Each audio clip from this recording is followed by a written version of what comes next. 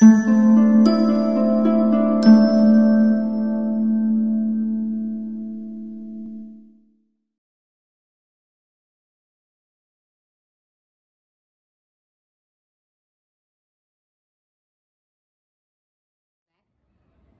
And welcome back. आप सबका एक बार फिर स्वागत है हमारे चैनल में। 31 जुलाई उपन्यास सम्राट मुंशी प्रेमचंद जी की बर्थ एनिवर्सरी है, 140th बर्थ एनिवर्सरी। इसी सिलसिले में हमने उनकी 3 ऑल टाइम फेवरेट स्टोरीज उसको अपलोड किया था अपने चैनल में। आशा करती हूँ आप सब ने उसे सुना होगा। वैसे उनकी मास्टरपीस स्टोरीज हैं जो मेरे फेवरेट भी हैं। उनके स्मृतियों को ताज़ा करने के लिए मात्र मैंने उसे अपलोड किया था। उनके 3 ऑल टाइम फेवरेट स्टोरीज कफन, पूस की रात और बूढ़ी गाकी, इन तीनों को हमने अपलोड किया था। और इसी सिलसिले को आगे बढ़ाते हुए प्रेमचंद जी की स्मृतियों को ताज़ा रखने के लिए, to celebrate that writer, that great writer who was a trend setter. See, Premchand is someone who should be celebrated by every Indian।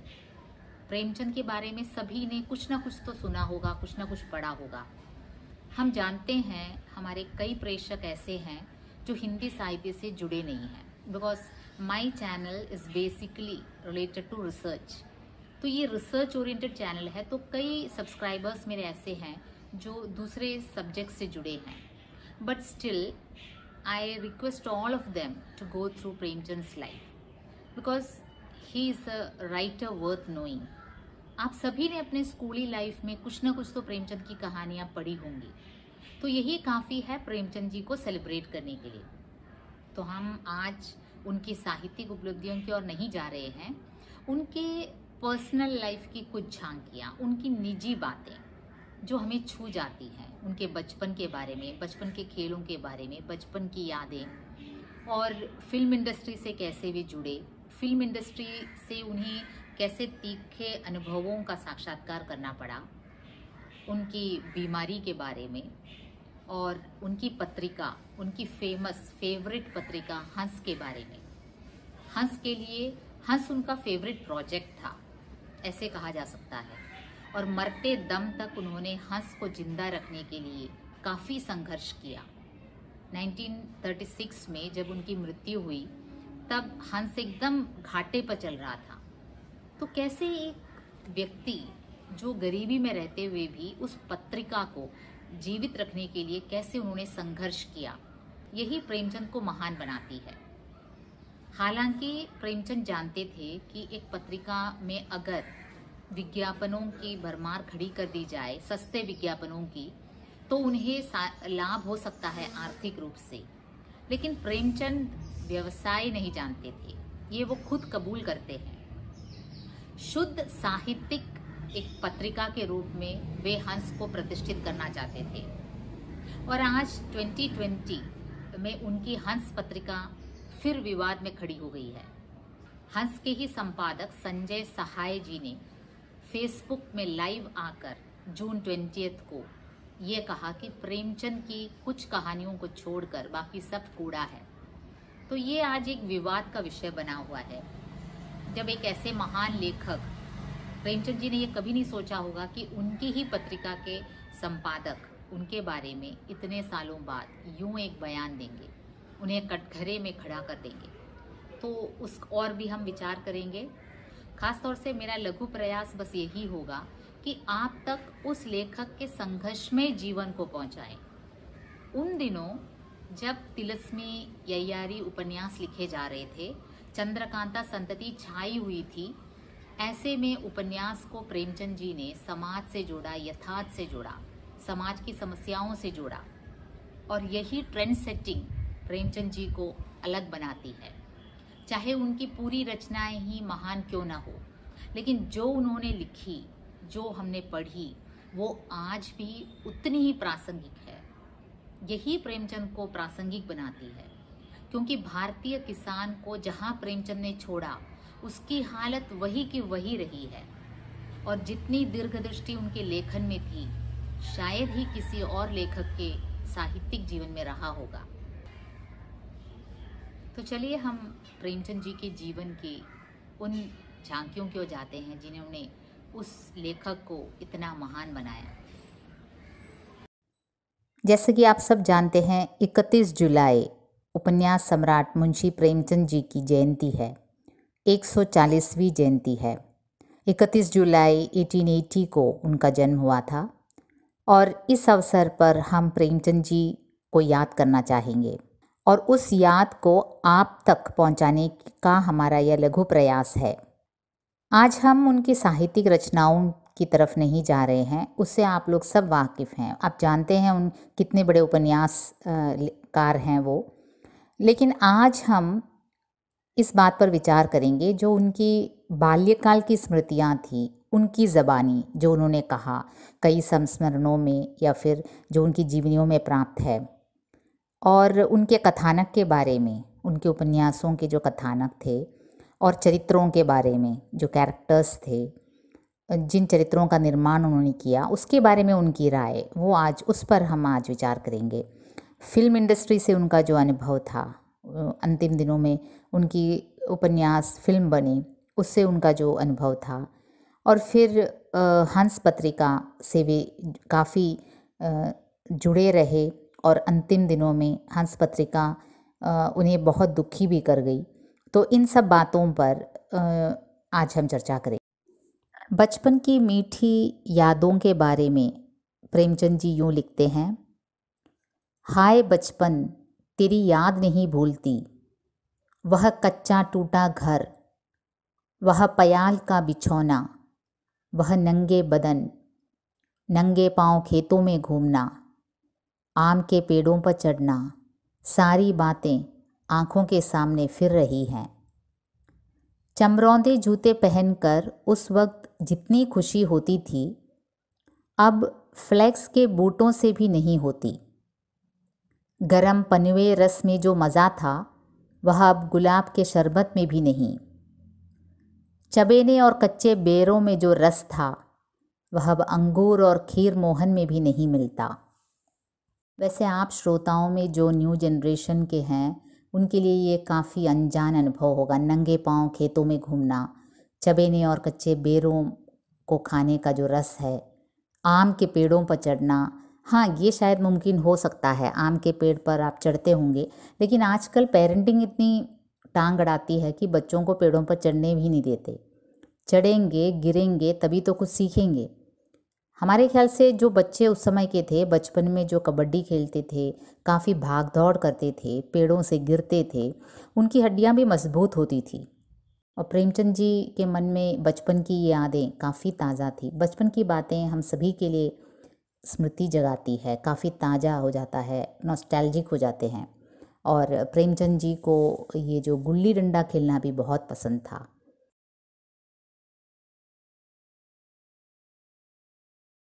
Gulli danda के बारे में वे लिखते हैं, हमारे अंग्रेज़ी दोस्त माने या न माने, मैं तो यही कहूँगा कि गुल्ली डंडा सब खेलों का राजा है। अब भी कभी लड़कों को गुल्ली डंडा खेलते देखता हूँ तो जी लोटपोट हो जाता है कि उनके साथ जाकर खेलने लगूं। न लॉन की ज़रूरत, न कोर्ट की, मज़े से किसी पेड़ से एक टहनी काट ली, गुल्ली बना ली और 2 आदमी भी आ गए तो खेल शुरू हो गया। विलायती खेलों में सबसे बड़ा ऐब है कि उनके सामान महंगे होते हैं। जब तक कम से कम 1 सैकड़ा ना खर्च कीजिए, खिलाड़ियों में शुमार ही नहीं हो सकता। पर हम अंग्रेजी चीज़ों के पीछे ऐसे दीवाने हो रहे हैं कि अपनी सभी चीज़ों से अरुचि हो गई है। हमारे स्कूलों में हर एक लड़के से 3-4 रुपये सालाना केवल खेलने की फ़ीस ली जाती है। किसी को यह नहीं सोचता कि भारतीय खेल खिलाएं जो बिना दाम कौड़ी के खेले जाते हैं।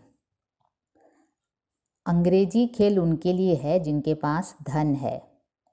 गरीब लड़कों के सर क्यों यह वसन मढ़ते हो? ठीक है, गुल्ली से आंख फूट जाने का भय रहता है, तो क्या क्रिकेट से सर टूट जाने का भय नहीं रहता? खैर, यह तो अपनी अपनी रुचि है। मुझे गुल्ली ही सब खेलों से अच्छी लगती है और बचपन की मीठी स्मृतियों में गुल्ली ही सब खेलों से मीठी है। प्रातःकाल घर से निकल जाना, वहाँ पेड़ पर चढ़कर टहनियाँ काटना और गुल्ली डंडा बनाना, वह उत्साह, वह लगन, वह खिलाड़ियों के जमघट, वह लड़ाई झगड़े, वह सरल स्वभाव जिसमें छूत अछूत अमीर गरीब का बिल्कुल भेद न था, जिसमें अमीराना चोचलों के प्रदर्शन की, अभिमान की गुंजाइश ही न थी। घर वाले बिगड़ रहे हैं, पिताजी चौके पर बैठे वेग से रोटियों पर अपना क्रोध उतार रहे हैं, अम्मा की दौड़ केवल द्वार तक है, लेकिन उनकी विचारधारा में मेरा अंधकारमय भविष्य टूटी हुई नौका की तरह है और मैं हूँ कि पदाने में मस्त हूँ। न नहाने की सुधि है न खाने की। गुल्ली है ज़रा सी, पर उसमें दुनिया भर की मिठाइयों की मिठास और तमाशों का आनंद भरा है।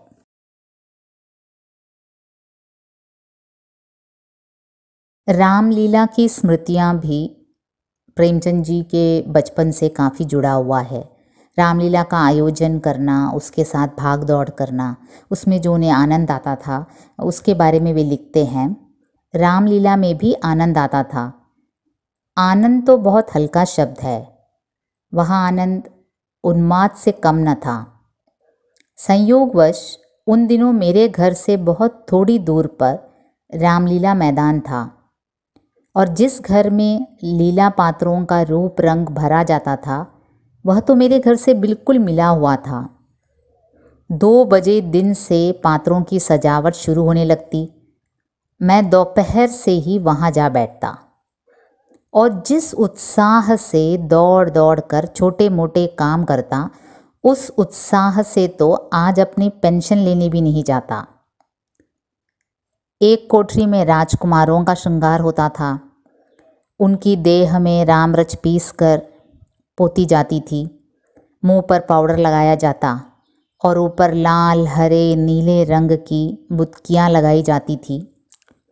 सारा माथा, बौहें, ठोड़ी बुतकियों से रच उठती थी। एक ही आदमी इस काम में कुशल था। वह बारी बारी से तीनों पात्रों का श्रृंगार करता था। रंग की प्यालियों में पानी लाना, रामरच पीसना, पंखा जलना मेरा काम था। जब इन तैयारियों के बाद विमान निकलता तो उस पर रामचंद्र के पीछे बैठकर मुझे जो उल्लास, जो गर्व, जो रोमांच होता था वह अब लाट साहब के दरबार में कुर्सी पर बैठकर भी नहीं होता। आज जब सुनने को आता है कि लेखक बिक गए हैं, संपादक बिक रहे हैं, ऐसे में हमें प्रेमचंद जी की जो निष्ठा थी लेखन के प्रति और जो स्वाभिमान था लेखक होने का, मतलब अपने विचारों को व्यक्त करने की जो स्वतंत्रता लेखक को होनी चाहिए, उस पर उन्होंने यूँ लिखा, लेखक हर आदमी की बात कैसे सोच सकता है? लेखक हर आदमी की बात कैसे सोच सकता है? वह तो जी हुजूरी हुई। लेखक उसमें कहाँ रहा? लेखक किसी की परवाह किए बिना ही अपने विचार देगा और हृदय से जनता उन विचारों को लेगी भी। और फिर जनता भेड़ भी तो नहीं है जिसे माना उसी के इशारे पर चलती रहे। यह तो अच्छी बात नहीं। ये थी मुंशी प्रेमचंद जी की राय कि लेखक किसी की जी हुजूरी नहीं करनी चाहिए। लेखक को पेड न्यूज़ का ज़माना है आजकल। आप पैसा देते हैं और खबर को कैसे भी मोड़ा तोड़ा मरोड़ा जा सकता है। लेखक भी उसी की तरह से अपने फ़ायदे को देख कर ही कुछ लिखते हैं। ऐसा नहीं होना चाहिए लेखक को। लेखक ऐसा होना चाहिए कि किसी की परवाह के बिना जो अपना विचार देगा उसे ही लेखक कहा जा सकता है, वरना उसमें लेखक में जी हुजूरी ही रह जाएगी, लेखन नष्ट हो जाएगा। लेखक का अस्तित्व तो इसी में है कि वो किसी की जी हुजूरी ना करे, अपनी बात कहें निडरतापूर्वक। कथा सम्राट प्रेमचंद जी अपने कथानक एवं चरित्रों के बारे में यूँ कहते हैं, कथानक मैं इस दृष्टि से बुनता हूँ कि मानव चरित्र में जो कुछ सुंदर है, मर्दाना है, वह उभर कर सामने आ जाए। यह एक उलझी हुई प्रक्रिया है। कभी इसकी प्रेरणा किसी व्यक्ति से मिलती है या कभी घटना से या किसी स्वप्न से, लेकिन मेरे लिए ज़रूरी है कि मेरी कहानी का कोई मनोवैज्ञानिक आधार हो। मैं मित्रों के सुझावों का भी सदैव सहर्ष स्वागत करता हूँ।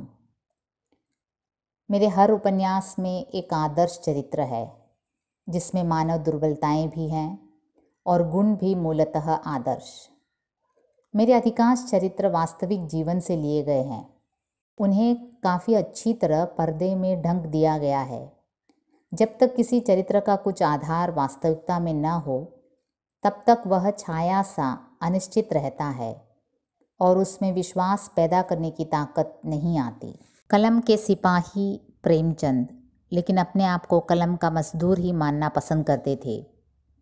वो ज़िंदगी भर लिखते रहे। जब अपने अंतिम दिनों में बीमारी के कारण काफ़ी परेशान रहे, फिर भी अंतिम दम तक लिखते रहे। वे अपने आप के बारे में यूँ कहते हैं, मैं एक मज़दूर हूँ। जिस दिन कुछ लिख न लूँ उस दिन मुझे रोटी खाने का कोई हक नहीं। फिल्म इंडस्ट्री से उनका जो अनुभव था उसके बारे में वे लिखते हैं, सिनेमा साहित्यिक व्यक्ति के लिए कोई जगह नहीं है। मैं इस लाइन में सोचकर आया था कि इसमें आर्थिक रूप से स्वतंत्र हो सकने का कुछ मौका था, लेकिन अब मैं देखता हूँ कि मैं धोखे में था। लिखना मैं अपने जीवन का लक्ष्य समझता हूँ। सिनेमा मेरे लिए वैसी ही चीज़ है जैसी कि वकालत। अंतर केवल यही है कि यह अधिक स्वस्थ है। बम्बई की एक फिल्म कंपनी ने मुझे बुलाया। वेतन की बात नहीं, कॉन्ट्रैक्ट की बात। 8,000 रुपये साल। मैं उस अवस्था को पहुंच गया था जब मेरे लिए हाँ के सिवा कोई उपाय ही नहीं रह गया कि या तो वहाँ चला जाऊँ या अपने उपन्यास को बाज़ार में बेचूं। सेवा सदन पर फिल्म बनी। मुझे 750 रुपये मिले। अगर इस तंगी में यह रुपये न मिल जाते तो न जाने क्या दशा होती। ईश्वर ही जाने। तंगी में जब कोई रकम हाथ आ जाती है तो वे सारी ज़रूरतें जो मुंह दबाए पड़ी थी एकाएक चीख मारने लगती है। किसी के पास कपड़े नहीं हैं, किसी के पास जूते नहीं हैं, किसी की लड़की की शादी के लिए कुछ देना चाहिए। गरज वह रुपये 2-4 दिन में हवा हो जाते। अपने साहित्यिक पत्रों को जीवित रखने के उद्देश्य से प्रेमचंद जी फिल्म इंडस्ट्री से जुड़े और फिल्मों को प्रेमचंद जहाँ दीन दुखियों के उपकार का साधन मानते थे, वहाँ मालिक लोग धन कमाने का एक अच्छा ज़रिया मात्र मानते थे। और प्रेमचंद फिल्मों में अश्लीलता भरने के भी कट्टर विरोधी थे। उपन्यास सम्राट को फिल्म सम्राटों से इसलिए लोहा लेना पड़ा और फिल्म सम्राट मालिक थे और उपन्यास सम्राट नौकर, इसलिए जाहिर है फिल्म सम्राट जीतते। और वैसे भी प्रेमचंद की पटकथा पर आधारित फिल्में असफल भी रही।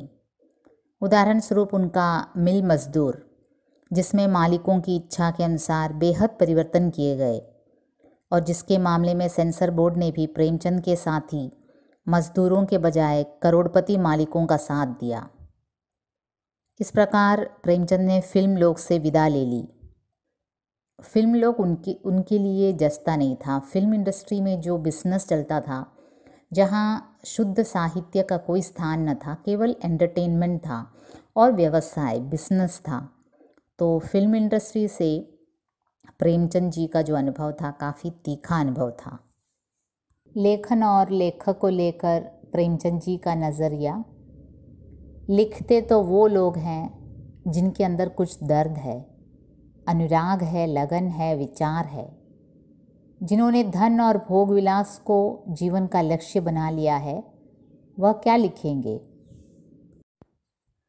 जैसा कि सर्वविदित है, प्रेमचंद पत्रकारिता के ज़रिए साहित्य के क्षेत्र में आए।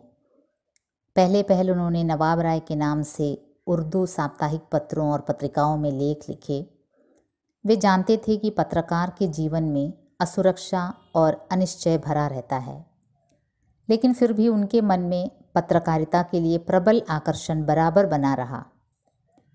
वे कई पत्रिकाओं के संपादक मंडल से जुड़े रहे, लेकिन किसी दूसरे व्यक्ति की पत्रिका का संपादन करने और स्वयं अपनी पत्रिका निकालने में काफ़ी अंतर होता है। इसके अलावा वे हिंदी में एक विशुद्ध साहित्यिक पत्रिका, संभवतः विशुद्ध कहानी पत्रिका की नितांत आवश्यकता अनुभव करते थे। अतः उन्होंने मासिक पत्रिका हंस का प्रकाशन आरंभ किया। हंस पत्रिका प्रेमचंद जी की फेवरेट प्रोजेक्ट थी। हंस को जिंदा रखने के लिए उन्होंने काफ़ी दौड़ धूप की, कर्ज से लदे, लेकिन आखिरी दम तक हंस का साथ उन्होंने न छोड़ा। जो कुछ थोड़ा बहुत उन्होंने साहित्य में कमाया, सब पत्रकारिता में गंवा दिया। आर्थिक तंगी में पिसने पर भी उन्होंने हंस को जिंदा रखने की पूरी कोशिश की। दुर्भाग्यवश एक तरह हंस घाटे में चल रही थी, दूसरी तरफ जब उन्हें यह खबर मिली कि जागरण पत्रिका बंद होने जा रही है, तो उन्होंने जागरण को भी जीवित रखने की ठान ली। और इस प्रकार हंस और जागरण दोनों पत्रिकाओं का दायित्व उनके ऊपर आ गया। इसे मात्र दायित्व नहीं कहा जा सकता, काफ़ी भारी दायित्व था। उनकी आर्थिक अवस्था दिन बर दिन बिगड़ती गई और साथ साथ उनका स्वास्थ्य भी बिगड़ता गया। हंस तो घाटा दे ही रहा था, जागरण ने घाटे की मात्रा में और वृद्धि कर दी। फलतः प्रेमचंद जी की आर्थिक व्यवस्था विशेष शोचनीय हो गई। वैसे पत्र किस तरह लोकप्रिय होते हैं यह उन्हें ज्ञात था। या तो ब्लैकमेलिंग की जाए या घटिया किस्म के विज्ञापन छापे जाए। प्रेमचंद जी इन दोनों में से किसी के लिए भी तैयार न थे।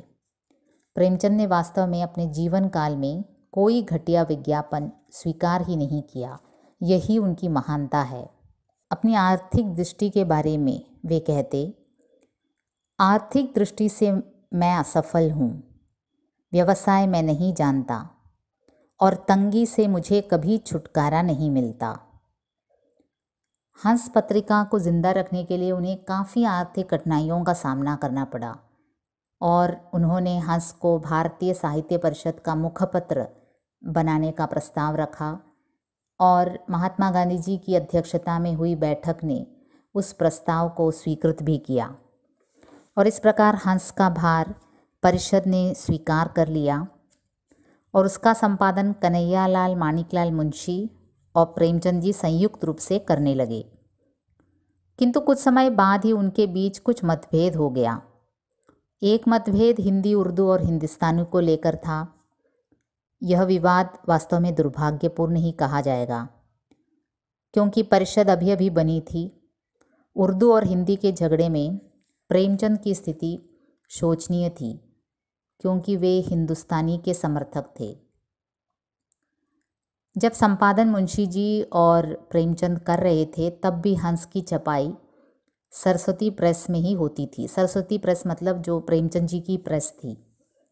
वस्तुतः हंस को परिषद के हाथ सौंपने के पीछे एक कारण यह था, अब परिषद ने तय किया कि काशी में छपाई करना अधिक खर्चीला है, इसलिए सस्ता साहित्य मंडल दिल्ली को छपाई की व्यवस्था सौंपी जाए और पत्रिका का संपादन वर्धा से हो। यह बात प्रेमचंद को पसंद न आई और उन्होंने हंस की वापसी की मांग की। बड़ी खींचतान के बाद उन्हें अपने उद्देश्य में सफलता मिली। परिषद का मत था कि हंस यदि वापस किया जाए तो उसकी देनदारियां भी प्रेमचंद ही करेंगे और इस प्रकार काफ़ी अप्रिय स्थिति घटी और महात्मा जी ने राय दी कि यदि प्रेमचंद चाहते हैं तो हंस उन्हें वापस कर दिया जाए। इस बीच प्रेमचंद बीमार पड़े और एक और बात हुई जो उन्हें काफ़ी तकलीफ़ पहुंचाई। उन दिनों सेठ गोविंददास जी का एक नाटक स्वातंत्र्य सिद्धांत प्रकाशित हुआ हंस में और उसे राजद्रोहात्मक नाटक करार दिया गया और सरकार ने 1000 रुपये की ज़मानत की मांग की। अब परिषद ने इससे बचने का एक तरीका यह निकाला कि हंस का प्रकाशन ही बंद कर दिया जाए और इसकी सूचना प्रेमचंद को दी गई। इससे बीमार प्रेमचंद काफ़ी दुखी हुए। और हंस के भविष्य ने उनकी मानसिक पीड़ा को कई गुना बढ़ा दिया। अंत में उन्होंने अपनी पत्नी से जमानत की रकम जमा कर देने को कहा। ऐसा ही किया गया, लेकिन अपने अंतिम दिनों में और 8 अक्टूबर 1936 को जब हंस का नया अंक प्रकाशित होने जा रहा था, प्रेमचंद जी की मृत्यु भी हो गई। वे परलोक सिधार गए। 1936 जनवरी को उन्होंने यूँ लिखा, बीमार हूँ, मैदे में गैस्ट्रिक अल्सर की शिकायत है, मुंह में खून आ जाता है, इसलिए काम कुछ नहीं करता। दवा कर रहा हूँ मगर अभी तक कोई इफाफा नहीं। हंस से तो मेरा ताल्लुक़ टूट गया, मुफ्त की शर्मगज़ी। बनियों के साथ काम करके शुक्रिया की जगह यह सिला मिला कि तुमने हंस में ज़्यादा रुपया सर्फ कर दिया। इसके लिए मैंने दिलो जान से काम किया, बिल्कुल अकेला। अपने वक्त और मेहनत का इतना खून किया, इसका किसी ने लिहाज न किया। ऐसा प्रेमचंद जी ने लिखा। वो निरंतर काम करते थे, काम करना उन्हें काफ़ी पसंद था और हंस के लिए तो उन्होंने खूब भाग दौड़ की, लेकिन अंत में इसके लिए उन्हें क्या मिला, इस पर इन्होंने यूँ लिखा है। और अपनी काम करने की बात पर वे लिखते हैं, ज़िंदगी मेरे लिए हमेशा काम रही है, काम काम काम। मैं जब सरकारी नौकरी में था तब भी अपना सारा समय साहित्य को देता था। मुझे काम करने में मज़ा आता है। पस्ती के क्षण आते हैं जब पैसे की समस्या आ खड़ी होती है, वरना मैं अपने भाग्य से संतुष्ट हूँ। अपने प्राप्य से अधिक मुझे मिला। आर्थिक दृष्टि से असफल हूँ, व्यवसाय में नहीं जानता और तंगी से मुझे कभी छुटकारा नहीं मिलता। मैं कभी पत्रकार नहीं रहा, लेकिन परिस्थितियों ने मुझे जबरन बनाया और जो कुछ मैंने साहित्य में कमाया था, जो कि बहुत नहीं था, सब पत्रकारिता में गंवा दिया। और हंस को बाद में क्या हुआ, जिस हंस को ज़िंदा रखने के लिए प्रेमचंद जी ने इतनी भाग दौड़ की, इतनी आर्थिक कठिनाइयों को झेला, हंस का प्रकाशन बाद में किसने किया, ये हम देखते हैं। हंस पत्रिका, जो कि प्रेमचंद जी की फेवरेट प्रोजेक्ट थी, उसका प्रकाशन 1930s में शुरू हुआ था और उस समय एडिटोरियल बोर्ड में बापूजी भी थे, महात्मा गांधी जी भी थे। 1933 में बड़ी धूमधाम से इसका बनारस विशेषांक निकाला गया और हिंदी साहित्य के विकास में इस पत्रिका का योगदान काफ़ी सराहनीय रहा। प्रेमचंद व्यवसाय करना नहीं जानते थे।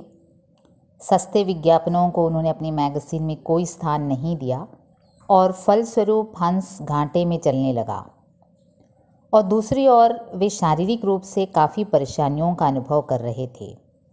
जनवरी 1936 में अपनी बीमारी के बारे में उन्होंने यूँ दर्ज किया, बीमार हूँ, मैदे में गैस्ट्रिक अल्सर की शिकायत है, मुंह में खून आ जाता है, इसलिए काम कुछ नहीं करता। दवा कर रहा हूँ मगर अभी तक कोई इफाका नहीं। हंस से तो मेरा ताल्लुक़ टूट गया, मुफ्त की शर्मगज़ी। बनियों के साथ काम करके शुक्रिया की जगह यह सिला मिला कि तुमने हंस में ज़्यादा रुपया सर्फ कर दिया। इसके लिए मैंने दिलो जान से काम किया, बिल्कुल अकेला। अपने वक्त और मेहनत का इतना खून किया, इसका किसी ने लिहाज न किया। ये जनवरी 1936 की बात है और इसके बाद अगस्त 1936 में उनकी हालत काफ़ी बिगड़ गई और 8 अक्टूबर 1936 को प्रेमचंद चल बसे। फिर उनके पुत्र अमृत राय ने हंस को जीवित रखने की कोशिश की, लेकिन आर्थिक तंगी के कारण 1953 में पत्रिका बंद हो गई और कई साल तक ये पत्रिका बंद रही। फिर हिंदी के बहुचर्चित कथाकार श्री राजेंद्र यादव जी ने प्रेमचंद जी की जयंती 31 जुलाई 1986 को इसका पुनः प्रकाशन किया। ये हंस पत्रिका का एक तरह से पुनर्जन्म था। राजेंद्र यादव जी ने न केवल हंस को नए और तेज़ तर्रार कहानीकारों की रचनाओं का मंच बनाया, बल्कि हिंदी साहित्य में अनेक किस्म के सामाजिक सांस्कृतिक संवादों को अपनी इस पत्रिका के जरिए जन्म भी दिया और उनको पुष्प पल्लवित भी किया। श्री राजेंद्र यादव जी के अथक प्रयास से हंस पत्रिका को हिंदी साहित्य की सबसे प्रगतिशील पत्रिका होने का गौरव प्राप्त हुआ। हिंदी साहित्य में विमर्श के आरंभ के लिए पूरा साहित्यिक समाज हंस पत्रिका का ही मुँह ताकता है। हंस के गौरवमय इतिहास को देखकर ही ऐसा माना जाता है। 1986 से जब से राजेंद्र यादव जी ने इसका पुनः प्रकाशन किया, तब से 2013 तक राजेंद्र यादव जी के नेतृत्व में हंस आगे बढ़ी। लेकिन 2013 में उनकी मृत्यु के बाद हंस का प्रकाशन और प्रबंध निदेशन उनकी पुत्री रचना यादव द्वारा किया जा रहा है और संपादक हैं संजय सहाय। और संजय सहाय जी आजकल सोशल मीडिया में विषय बने हुए हैं। इस प्रकार की क्लिपिंग्स देखने को मिल रही है जिसे दुर्भाग्यपूर्ण ही कहा जा सकता है। हंगामा शुरू हुआ 20 जून 2020 को, पिछले महीने, जब हंस के फेसबुक पृष्ठ पर संजय सहाय एवं एनडीटीवी में पत्रकार कहानीकार प्रियदर्शन जी एक सत्र के लिए लाइव आए, फेसबुक लाइव। और बातचीत के दौरान संजय सहाय ने कुछ यूँ कहा कि प्रेमचंद जी की 20-25 कहानियों को छोड़ बाकी सब कूड़ा है। इंटरव्यू की पूरी क्लिपिंग देखने की इच्छा हुई, लेकिन हंस के फेसबुक पेज पर सर्च करने पर जून 20 को कोई पोस्ट मिला ही नहीं, शायद डिलीट कर दिया गया। और यूट्यूब में सर्च करने पर मिला, जंतर मंतर के न्यूज़ पोर्टल में, और उसकी ऑडियो क्लिपिंग्स कुछ इस प्रकार है। एक प्रश्न आया हुआ है कि मौजूदा लेखक प्रेमचंद से भी ज्यादा अच्छा लिखते हैं, लेकिन आप लोग उन लेखकों को महत्व नहीं देते। भाई साहब, हम मानते हैं कि प्रेमचंद से ज्यादा अच्छा लिखना ही चाहिए आज के दिन में। और प्रेमचंद अपने समय का लिखते थे, आप आज के समय का लिखते हैं। तो हमें मतलब प्रेमचंद की, अगर आप मुझसे पूछेंगे एक संपादक के, एक पाठक की हैसियत से, तो शायद प्रेमचंद की 25 से 30 कहानियां होंगी जिनका मैं मुरीद हूं। बाकी मैं समझता हूं कि प्रेमचंद ने भी बड़ी मात्रा में कूड़ा लिखा है।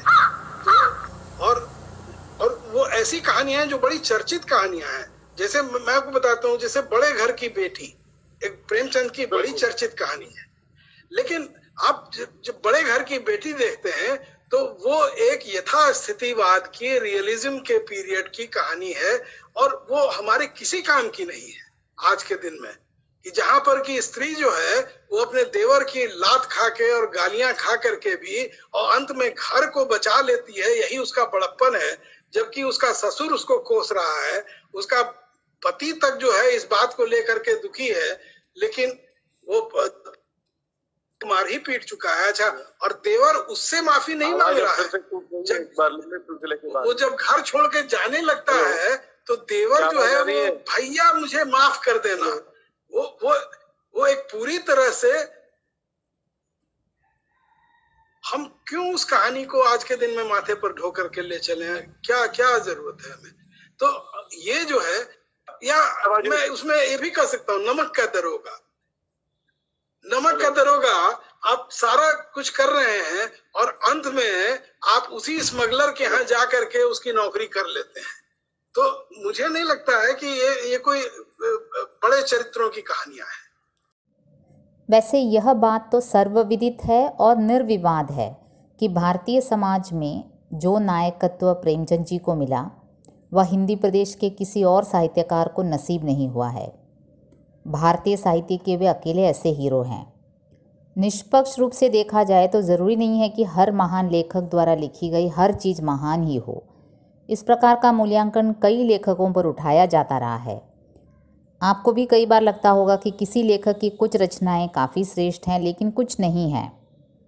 लेकिन यहाँ बात मूल्यांकन की नहीं है। जो भाषा का प्रयोग किया गया है वह शायद सभ्य न थी। पाठ का पुनर्पाठ, डीकंस्ट्रक्शन, री रीडिंग, ये सब तो किया जाता रहा है, किया भी जाना चाहिए। लेकिन अपने मूल्यांकन को पाठक वर्ग के सामने जाहिर करने का एक तरीका होना चाहिए। अनफॉर्चुनेटली वो यहाँ नहीं दिखा। आशा करती हूँ आप लोग प्रेमचंद जी के जीवन के इन झांकियों से प्रभावित हुए होंगे। काफ़ी संघर्षमय जीवन रहा उनका। लेखन उनके लिए एक तपस्या थी और पत्रकारिता के लिए भी उन्होंने अपनी जान दे दी। ऐसे महान लेखक के प्रति अपना आदर अर्पित करते हुए हम आपसे विदा लेना चाहेंगे। उनकी जीवन झांकी का विस्तृत रूप लेकर हम फिर हाजिर होंगे। तब तक के लिए धन्यवाद।